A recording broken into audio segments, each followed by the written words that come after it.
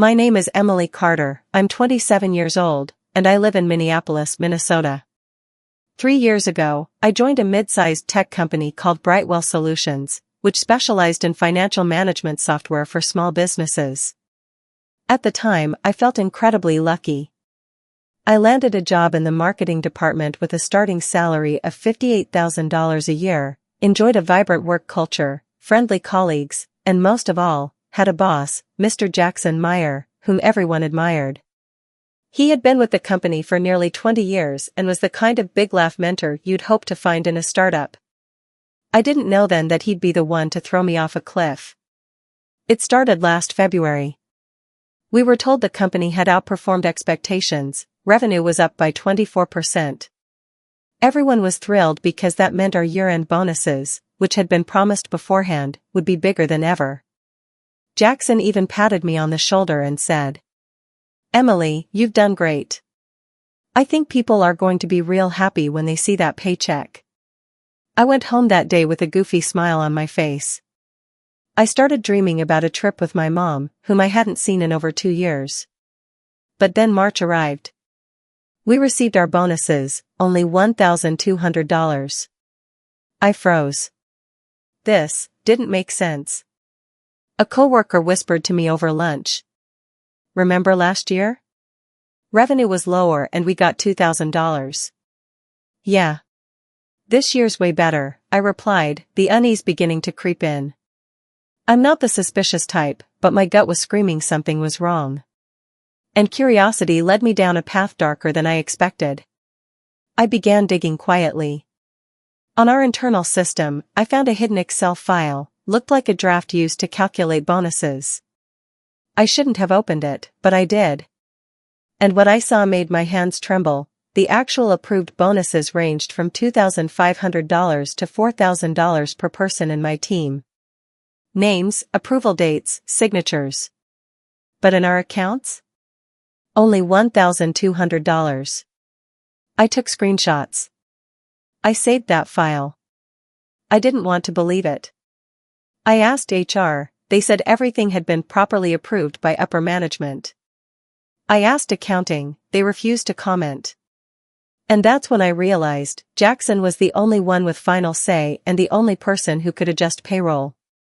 I lost sleep for nights. I struggled between loyalty and truth.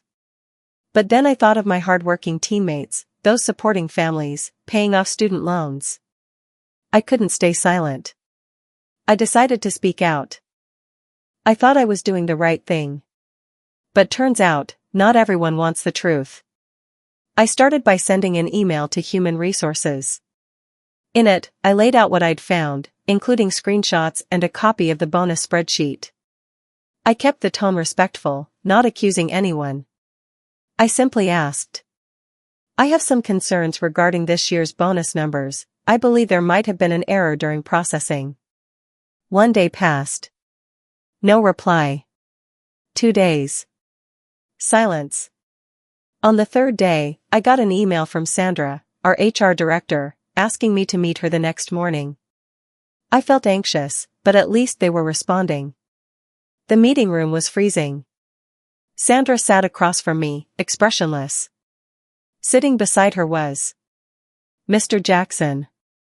I didn't understand why he was there. Sandra spoke first. "Emily, we've reviewed your email. Accessing and storing internal documents without permission violates company confidentiality policies." I was stunned. Before I could speak, Jackson interrupted, voice cold. "You're accusing me of theft, Emily. That's a very serious allegation." My heart pounded. I sat up straight, trying to stay calm. "I'm not accusing anyone. I just noticed a discrepancy between the file and the bonus amounts we received." Sandra didn't meet my eyes. She only said, "We'll escalate this to senior management. In the meantime, you're being placed on paid administrative leave while we investigate." I walked out of that room trembling. I couldn't believe it. I tried to do the right thing, and now I was being treated like a troublemaker. The days that followed were a nightmare. I lost access to my company email. No one from my team reached out. I felt completely isolated. A week later, legal called me. They warned me not to disclose any internal information externally or risk breaching my employment contract. I felt cornered. What did I do wrong? I told my mom. She cried when she heard I'd been suspended. She said, "You did the right thing, Emily. But sometimes, the truth scares people." I wasn't ready to back down. I reached out to an old friend, Kevin, who used to work in finance at Brightwell before switching jobs. When I told him what happened, he sighed. I suspected something weird with bonuses 2 years ago. But I didn't have proof. "So, you think he's been doing this before?" "Nobody knows for sure. But Jackson controls everything." "Who's going to check?" I asked. "If I want to bring this into the light, what do I need?" Kevin said something I'll never forget. "You need courage. And a good lawyer." I began researching whistleblower attorneys. I didn't have much money, but one small firm offered a free case review. I sent them all my evidence. 2 days later, they called back. "We believe you have a strong enough case to initiate an investigation." When you go up against someone powerful, you learn this: truth doesn't win on its own. You have to fight for it. I remember sitting inside the law office of Klein and Waters LLP, my fingers interlocked, palms sweaty. Attorney Lydia Waters, a sharp-eyed woman in her 40s with a calm but firm voice, had reviewed all the evidence I'd sent. She looked at me and said, "Emily, if what you're saying is accurate, your company hasn't just crossed ethical lines, they may have violated labor and financial fraud laws." We officially began the internal whistleblower complaint process. Lydia drafted a 12-page document and sent it to Brightwell's legal department and the Department of Labor, demanding a formal investigation and whistleblower protections. The moment that document went out, I knew there was no turning back. I was no longer the nice girl at the office. I was the whistleblower, and that came with a price. 3 days later, I started receiving anonymous messages. One email was titled, "Who do you think you are?" with only one line in the body. "Be careful what you're playing with, Emily." I was terrified, but angry too. I forwarded the email to Lydia. She told me to start documenting every threat or unusual incident. At the same time, I got a call from an investigative journalist, Rachel Lynn, from the Minneapolis Herald. She said someone anonymously had leaked internal info and asked if I could verify it. I hesitated. But Lydia said, "If you truly want to protect others, the media can help bring this to light, as long as we're careful." I agreed to meet Rachel at a small cafe in Uptown. She was young, sharp, with fire in her eyes. She asked me a question that caught me off guard. "Aren't you scared, going up against your own boss?" I answered, "Of course I am. But I'm more scared of staying silent and letting him keep stealing from others." The first article went live a week later. Headline: Brightwell employee alleges boss stole staff bonuses, legal action underway. The story spread fast. I became the center of attention. Media started calling the company. Former coworkers, some who had stayed silent, started messaging me. Some were supportive. Others, not so much. One wrote, "Why would you drag the company's name through the mud? You should have just let it go." It hurt. But Lydia told me, "Emily, the first person who speaks up always gets the stones, until the second, the third, and finally, everyone joins in."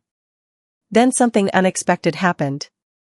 A former Brightwell employee, a former accountant from 3 years ago, emailed my attorney.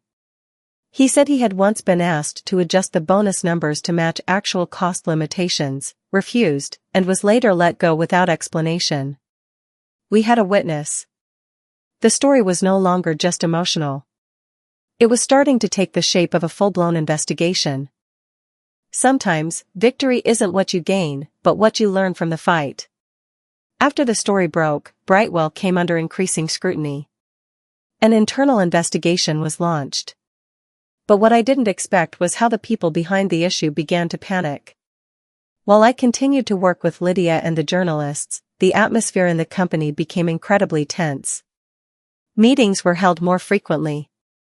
The directives from the top became vague and evasive. One morning, I got a call from Brightwell's legal department. They requested an urgent meeting. I didn't know how to feel. Were they about to conclude the investigation? Or would new dangers emerge?